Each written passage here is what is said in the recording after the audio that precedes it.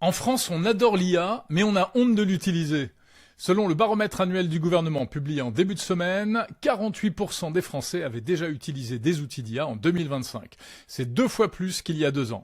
Alors sans surprise, ce sont les jeunes qui explosent les compteurs, avec 60 à 77% d'usage chez les 18-24 ans, tandis que chez les seniors, ça décolle pas vraiment.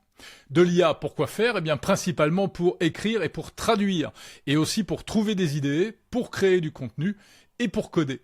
Pour beaucoup, l'IA, c'est au moins une fois par semaine, pour gagner du temps, essentiellement. L'outil numéro 1, c'est ChatGPT. Mais le hic, c'est que l'IA fait peur aussi, à cause des questions de confidentialité des données, du manque de fiabilité des réponses, et aussi de l'impact sur l'emploi et l'environnement.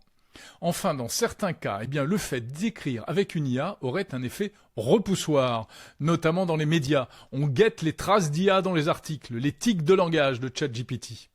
Et du coup, à l'inverse, eh bien, les petits défauts, ça a du charme aux yeux de certains. Ainsi, un email avec des fautes de frappe ou des fautes d'orthographe est considéré comme plus sincère, parce qu'il a été écrit par un humain qui a pris le temps de le faire. Bref, on aime l'IA, mais on s'en méfie. C'est peut-être pour ça qu'on a un peu l'IA honteuse. Et vous, est-ce que vous faites du shadow AI, c'est-à-dire de l'IA sans le dire aux autres?